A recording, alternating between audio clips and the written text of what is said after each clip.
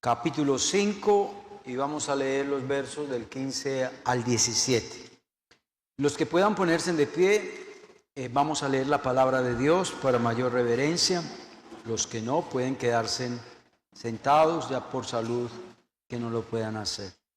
Primera Tesalonicenses 5 del 15 al 17 dice: mirad que ninguno pague a otro mal por mal, antes seguid siempre lo bueno los unos para con los otros y para con todos. Estad siempre gozosos y orad sin cesar. Pueden tomar asiento, hermanos. El título que le he dado a este estudio bíblico es la actitud bíblica que usted y yo debemos de tener ante la prueba. Vuelvo y repito, la actitud que usted y yo debemos de tener ante la prueba. Quiero hablarles un poquito acerca del contexto histórico de Primera de Tesalonicenses. Este libro fue escrito en los años 50 y 52 después de Cristo. Fue una de las primeras cartas que el apóstol Pablo escribió. Y esta carta fue dirigida a la iglesia de Tesalónica, una ciudad muy importante en la provincia romana. El apóstol Pablo fue el que fundó la iglesia de Tesalónica. El pastor allí en Tesalónica fue Timoteo, discípulo del apóstol Pablo. La carta fue como una respuesta de consolación a una iglesia que estaba siendo perseguida por causa del evangelio. Todos sabemos cómo la iglesia cristiana, la primera iglesia cristiana, la iglesia primitiva, fue atacada de una manera feroz por los romanos, pero también por el pueblo judío. Muchos de ellos fueron arrestados, azotados, muchos de ellos fueron torturados, muchos de ellos murieron, los ejecutaron en la cárcel, muchos de ellos perdieron sus bienes y también muchos de ellos fueron destruidos las posesiones materiales que ellos tenían. Es sino uno mirar en qué situación estaba pasando la iglesia de Tesalónica, ¿no? Una situación bastante difícil. Entonces esta carta Pablo la escribió con el propósito de animar a la iglesia para soportar el sufrimiento y la persecución.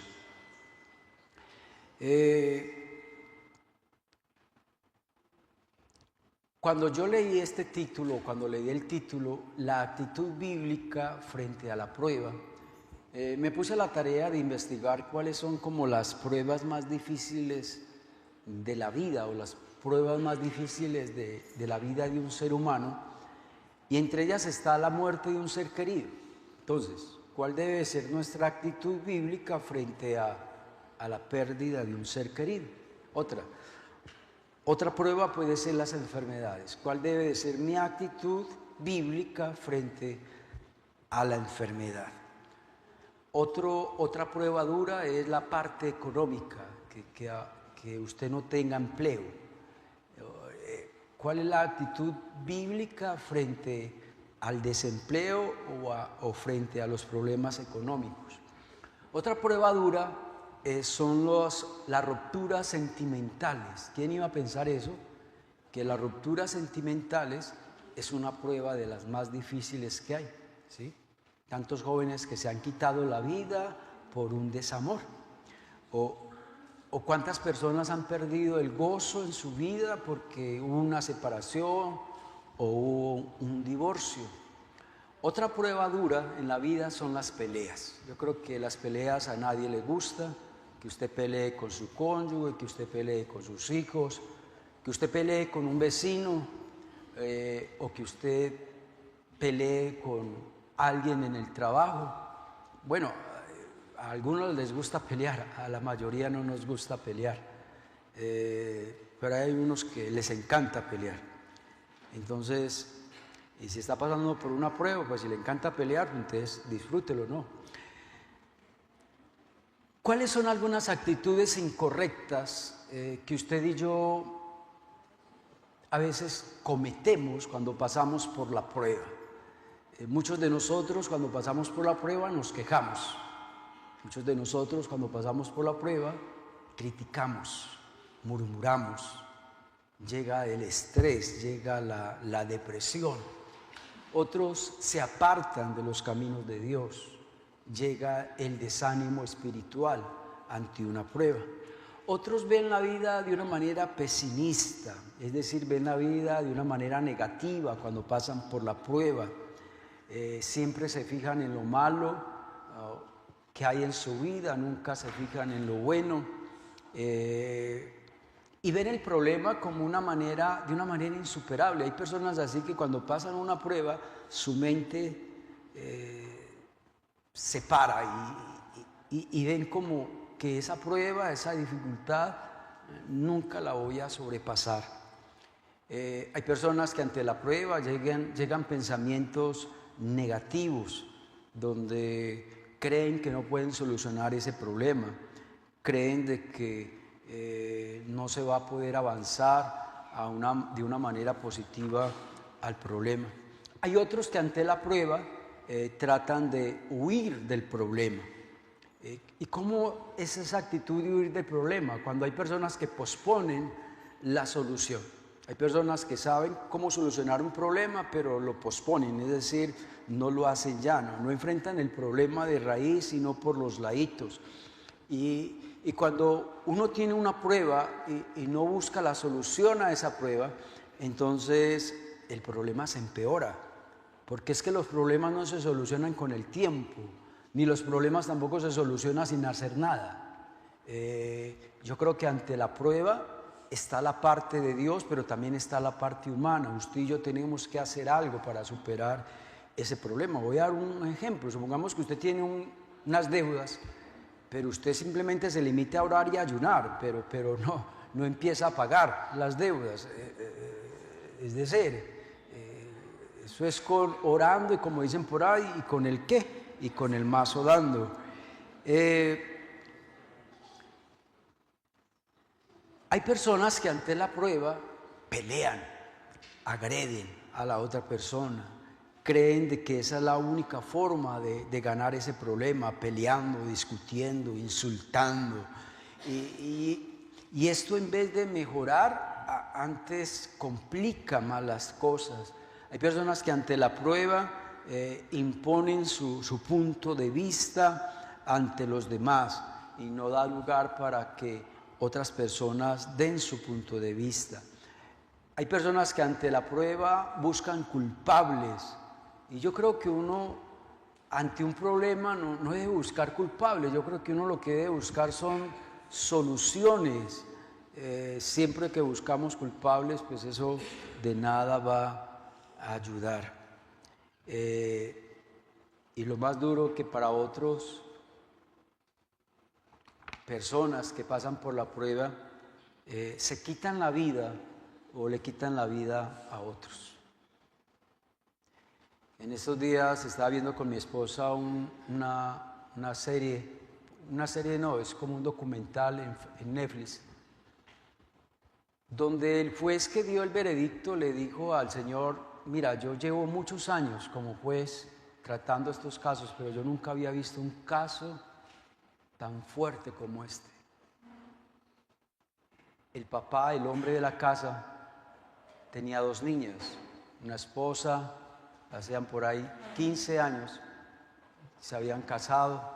El hombre consiguió un amante y el hombre mató a su esposa, mató a sus dos niñas pequeñas, las asfixió y luego las metió en un tanque. A su esposa la asfixió, la ahorcó y la enterró. ¿Cómo hay personas que ante la prueba, ante un problema, Dios mío, hacen locuras? Entonces, ese es el propósito del estudio de hoy, que Dios nos ayude a cómo afrontar un problema, una dificultad de una manera ¿qué? Bíblica. Amén, hermanos. Vámonos al primer punto. ¿Qué tal si me colocan el primer punto? Primera Tesalonicenses, capítulo 5, versículos del 1 el verso 15 más que todo. Mirad que ninguno pague a otro mal por mal. ¿Qué es pagar mal por mal? Venganza, ¿cierto que sí? La venganza es eso, pagar mal. Me hicieron un mal, entonces yo le respondo ¿con qué? Con otro mal. ¿Usted sabía que la palabra venganza está de moda? Si usted va a Netflix y busca películas de venganza, le van a llover. Y tal vez las películas más taquilleras y las más vistas son de venganza, o novelas de venganza, o libros de venganza. Y está de moda, en el sentido de que es una palabra muy, muy usada por nosotros. ¿Cuál es el instinto normal de una persona cuando alguien le causa un mal? Cuando alguien nos causa un mal, el instinto normal del ser humano es dejarnos llevar, ¿por qué? Por el rencor, dejarnos llevar por el resentimiento y dejarnos llevar por los deseos de venganza.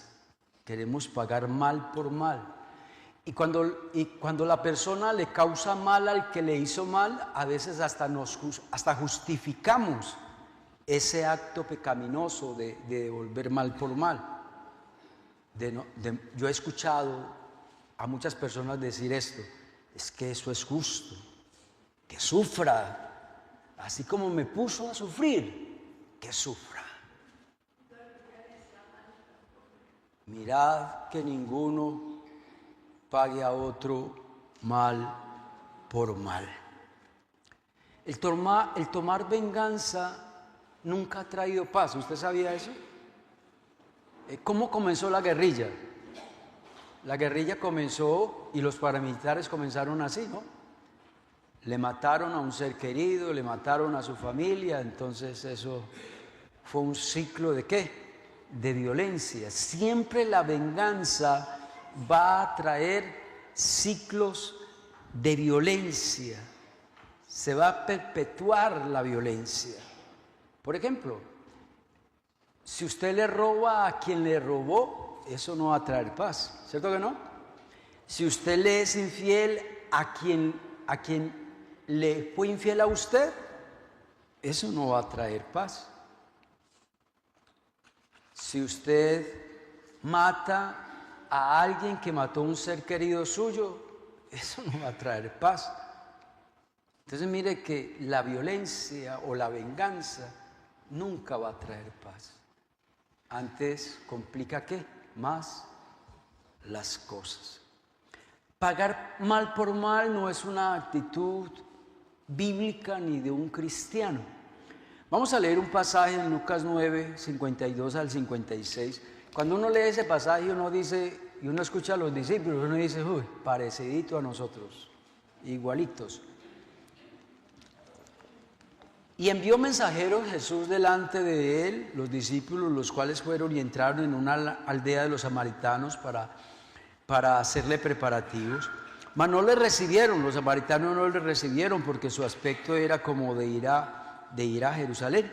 Viendo esto sus discípulos, Jacobo y Juan, por ahí los llaman que los hijos del trueno, y los llaman era porque eran muy impulsivos, le dijeron: Señor, mira que no nos recibieron allá con buenos términos. Señor, ¿quieres que mandemos y que descienda fuego del cielo como lo hizo Elías? ¿Cuántos hermanitos hay así? Señor, córtale la cabeza, Señor, que se caiga y se descadere, que lo echen del trabajo, que vengan males y males sobre esa persona. Verso 55, mira lo que el Señor Jesús le dice. Entonces, volviendo Jesús a él, le respondió diciendo: hombre, ustedes no sabéis de qué espíritu sois. El Hijo del Hombre no ha venido para quitarle la vida a nadie. Un cristiano no está para quitarle la vida, ¿qué? A nadie. Un cristiano no está para desearle mal a nadie. Que eso quede claro. Proverbios 20:22 dice, no digas yo me vengaré. Espera a Jehová y Él te salvará. Espera. Pero Dios va a pagar. Dios va a hacer justicia. Según este texto, todo lo que alguien haga a un hijo de Dios, eso no va a quedar impune. Vuelvo y repito, nada de lo que nos hagan quedará ¿qué? Impune. Y otra, según este texto, cuando Dios ve de que a un hijo de Él o a una hija de Él están haciendo un mal, no creamos que Dios es indiferente ante la injusticia, ante el dolor, ante la crítica y la murmuración y el mal que otras personas hacen a sus hijos. Romanos 12, del 19 al 20, dice, no os venguéis vosotros mismos, amados míos, sino dejad lugar a la ira de Dios, porque escrito está, mía es la venganza, yo pagaré, dice el Señor. Así que si tu enemigo tuviere hambre, dale comer, si tuviere sed, dale de beber, pues haciendo esto, ascuas de fuego amontonarás sobre tu cabeza. Según ese texto, si alguien te hizo mal, ¿a quién hay que dejar lugar? ¿A quién? A la ira de Dios. Dejemos todo en las manos de Dios. Dejemos todo en las manos de Dios. Recuerde que nuestras armas no son carnales, amén, sino que nuestras armas son ¿qué? Espirituales. Primera de Pedro 2:23 dice, yo creo que este texto nos muestra el ejemplo perfecto que nos dio nuestro Señor Jesucristo. Y Jesús tenía el poder de acabar con lo que sea, ¿sí o no? Pero mira lo que dijo Jesús. Quien cuando lo maldecían, decía el apóstol Pedro, que a él le tocó ver cómo a Jesús lo maldecían. ¿Jesús qué? No respondía con maldición. Que cuando el apóstol Pedro veía a Jesús cuando padecía, él no amenazaba. ¿Qué hacía Dios? ¿Qué hacía Jesús? Encomendaba la causa al que juzga justamente. Amén. ¿Alguien te hizo mal? Entrégale esa causa al que juzga justamente. Al que maldecía, él no respondía ¿con qué?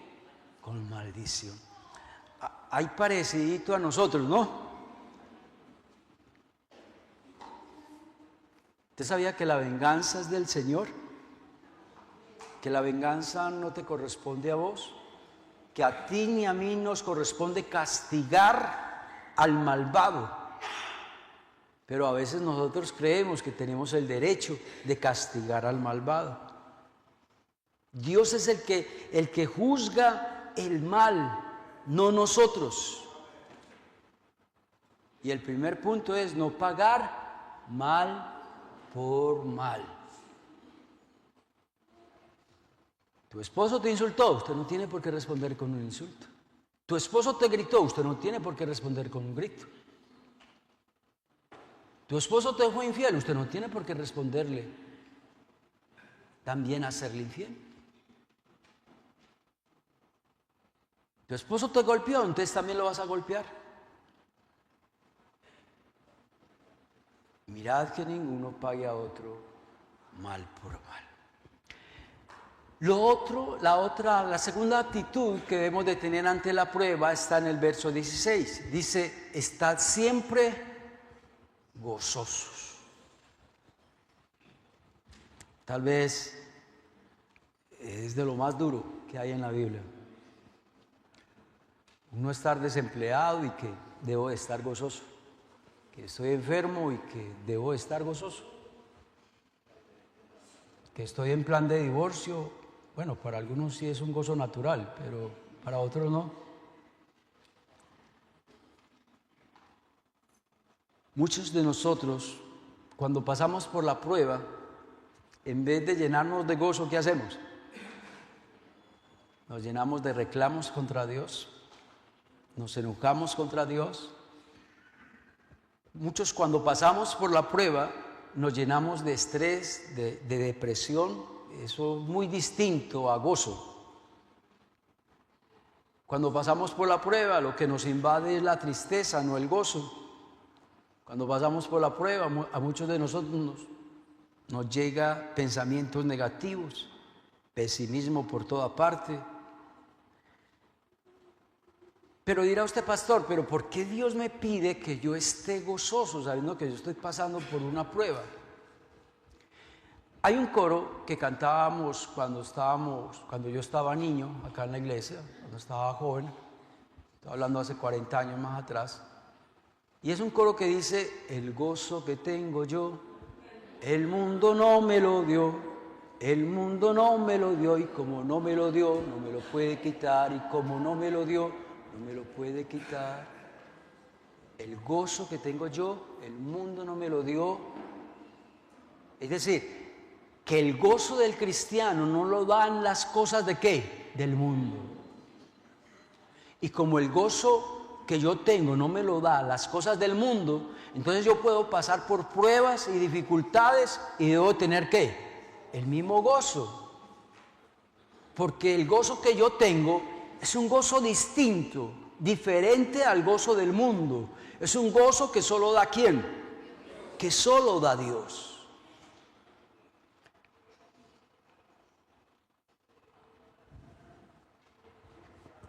¿Por qué no debemos de gozar? El apóstol Pablo, ¿qué estaba pensando cuando dijo de que aún uno en la prueba debe de estar gozoso? ¿Sabe? Uno debe gozarse porque tiene a Dios en su corazón, amén. Uno debe gozarse porque uno sabe que tiene un Dios lleno de poder, que para Él no hay nada que imposible. Debo estar gozoso porque tengo un Dios de amor, un Dios que ha perdonado mis pecados, un Dios que me ha bendecido. Tal vez estoy enfermo, pero Dios me ha bendecido en otras áreas. Dios ha sido misericordioso, me ha llenado de favores y misericordia. Yo debo estar gozoso porque aunque estoy pasando por un proceso de divorcio, yo tengo la fidelidad de Dios. Dios me ha salvado, Dios ha perdonado mis pecados. Hay un texto tan lindo. Tal vez los que llevamos tiempo en el Evangelio lo tenemos acá. Y tal vez no lo sabemos de memoria, pero la nueva generación de creyentes hoy en día casi no han leído ese texto, y es Nehemías 8:10. Nehemías 8:10 dice: luego les dijo: id, comed grosuras, bebed vino dulce, enviad porciones a los que no tienen nada preparado, porque día santo es nuestro Señor. No os entristezcáis, dice el Señor, porque el gozo de Jehová es ¿qué? Nuestra fortaleza. ¿Recuerdan ese texto o no? El gozo de Jehová es nuestra fortaleza. ¿Por qué nos debemos de gozar cuando pasemos por la prueba? Porque hay un texto en Romanos 8:28 que dice: a los que aman a Dios, ¿qué? Todas las cosas nos ayudan a bien. ¿Por qué debemos de tener gozo cuando pasemos por pruebas? Porque Dios nunca me ha dejado, nunca me va a dejar, ni nunca me va a desamparar. Porque sabemos quién es Dios.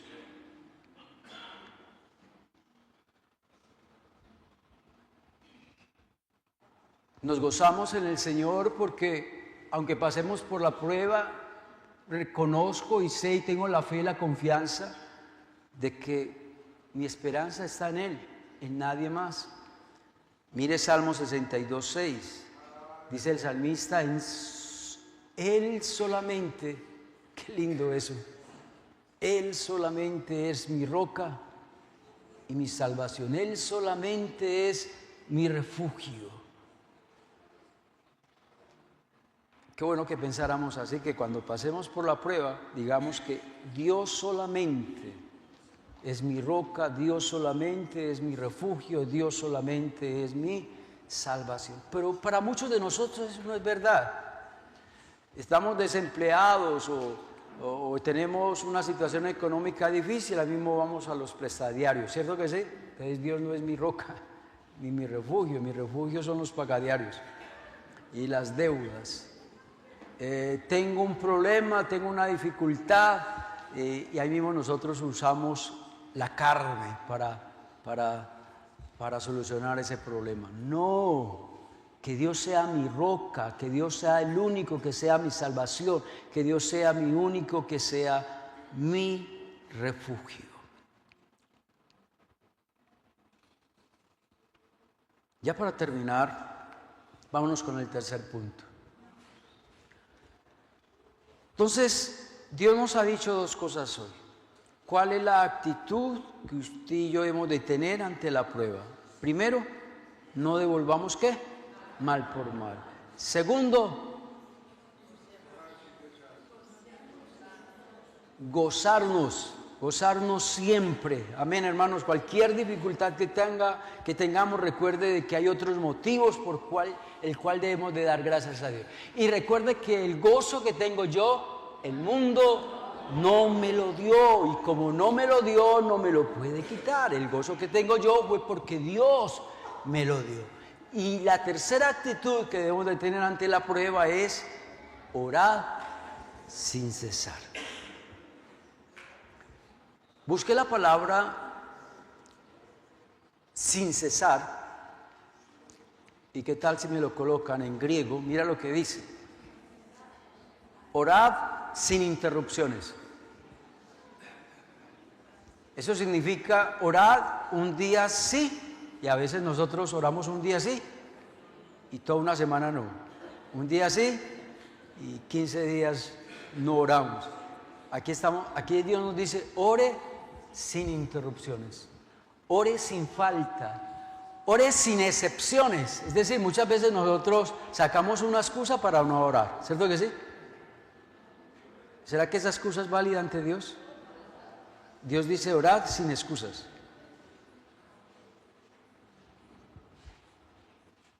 Orad constantemente, eso significa orar sin cesar. Orar incesantemente. Pero algo que me llamó la atención es la palabra entrañablemente. Eso es lo que significa en griego sin cesar. Orar de una manera entrañable. Quiere decir, ¿sabe qué significa la palabra entrañable? Orar con un afecto profundo. Pero muchas veces nosotros no oramos así. Nosotros oramos es abostezando, ¿cierto? Eso no es orar. O hay otros que oran y ahí mismo se duermen. Ahí mismo se duermen. Esa es la mejor pastilla para dormir, póngase a orar. También la palabra entrañable significa un amor profundo que sale de las entrañas.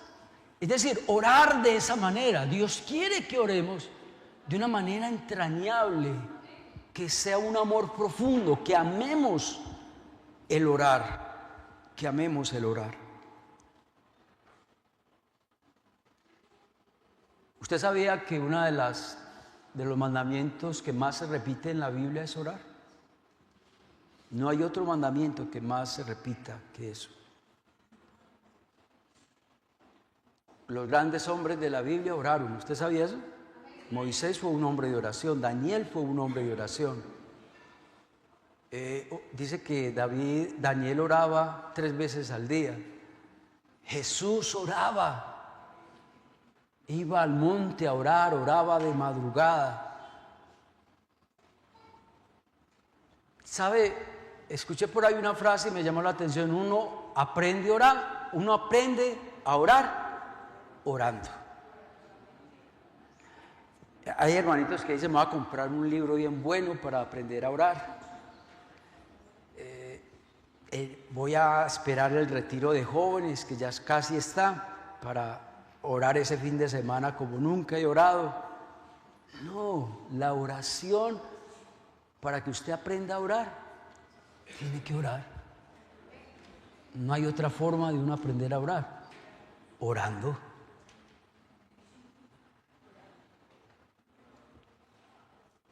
Quiero hacerles una pregunta. ¿Usted es un hombre y una mujer de oración?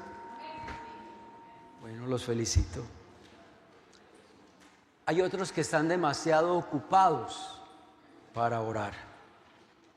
Hay otros que se les olvida orar porque posponen la oración. Por eso es recomendable, mucha gente dice que lo más recomendable es poner una hora para orar. Daniel lo hizo en la mañana, a mediodía y por la tarde. Entonces usted puede escoger un horario en la mañana o usted puede escogerlo en la noche, pero ponga un horario, porque si usted no pone un horario, se le va a olvidar. Para muchos la oración no es una necesidad. ¿Sabe qué es una necesidad? Una necesidad es que usted no puede vivir sin eso. Una necesidad es la comida. Usted no puede vivir sin comida. Una necesidad es el aire que respiramos, eso es una necesidad. Si usted no respira, se muere. Lo mismo pasa, el sueño también es una necesidad. Entonces la oración hay que verla, es como una necesidad, no como una opción, no es como si quiero, si puedo, cuando tenga tiempo, no. Usted nunca le dice eso a la comida, ¿sí? Cuando me tenga tiempo, como. O cuando tenga tiempo, respiro, o cuando tenga tiempo, duermo. Haga eso y verá que ya dentro de poquito vamos para el velorio suyo. ¿Por qué? Porque es una necesidad. Es una necesidad. La única forma, mira lo que voy a decir, la única forma de presentar nuestras cargas a Dios es por medio de ¿qué? La oración. Es la única forma, no hay otra. No hay otra. Entonces, si a usted no le gusta orar, o si usted no ora, cuando pases por la prueba te embalaste, así te lo digo. Hay personas que dudan de la oración, ¿usted sabía eso? Y hay gente que no ora porque duda de que realmente la oración tenga poder. Vamos a leer un pasaje en Mateo 21 y vamos a leer los versos 21 al 22. Respondiendo, Jesús les dijo: de cierto os digo que si tuvieres fe y no dudareis, mire pues lo que dijo Jesús, no solo haréis esto de la higuera, sino que si usted tiene fe y ora y dice, si a este monte dijeres, quítate y échate en el mar, será hecho. Y todo lo que pidiereis en oración, creyendo, lo recibiréis. Si usted le dice a este monte, quítese y échase a la mar, por medio de la oración, eso se hará. Y mire esa promesa tan hermosa. Todo lo que pidieres en oración, creyendo, lo recibiréis.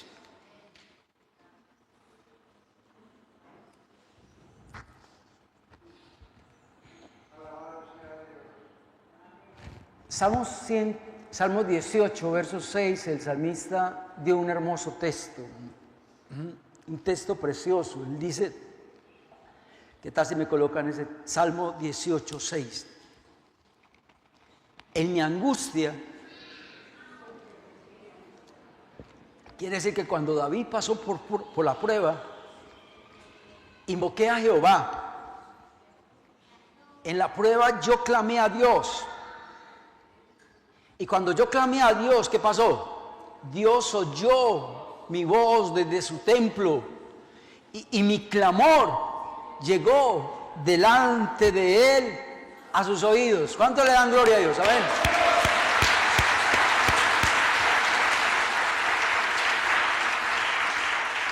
Mire cuando usted y yo oramos, cuando estamos en una prueba. Y uno cree que es una pérdida de tiempo. Orar, hay muchos que creen que la oración es una pérdida de tiempo. Pero no, mire qué belleza de texto, ¿no? Ninguna prueba será superada sin la oración. Nunca se me olvida, y con esto termina esta frase, esta ilustración. En la Gabriela yo estaba pasando, esos eran mis primeros años como pastor, y estaba pasando por una situación muy difícil. Y mi esposa y yo fuimos a pedirle consejería a un pastor amigo que nos aconsejara, que nos guiara. Y yo creo que fue el mejor consejo que me hayan dado. Cuando fuimos a la oficina del pastor, nos atendió, nos escuchó, y lo único que él me dijo fue esto: Pastor John Darío, no tengo nada que decirle. Lo único que le digo es que multiplique la oración. Pare de contar. ¿Qué hicimos? Acostábamos a nuestras niñas que eran pequeñas y ella y mi esposa y yo nos quedábamos de 10 hasta la 1 de la mañana o 12 de la noche orando. Y fue de la única manera en que pudimos superar esa prueba tan dura. Amén. Vamos a orar. Dios, gracias por tu palabra. Gracias, Dios, por esta palabra que tocaste en mi corazón, que me la diste porque yo te la estaba pidiendo y tú me la mostraste. Gracias, Dios, porque me gocé preparando este estudio y porque también me gocé predicando este sermón, Señor. Y oro, Dios, para que esta palabra que tú nos has dado hoy la podamos atesorar en nuestras vidas, que la podamos poner en práctica en nuestra vida. Ayúdanos, Señor, a no devolver mal por mal. Ayúdanos, Señor, a estar siempre gozosos pese a la prueba, pese a la dificultad. Y ayúdanos, Señor, a orar sin cesar, porque es de la única manera en que vamos a superar las pruebas que se nos vienen, Dios, a nuestra vida. Llévanos en paz y en bendición. Yo te lo pido en el nombre de Jesús. Amén y amén.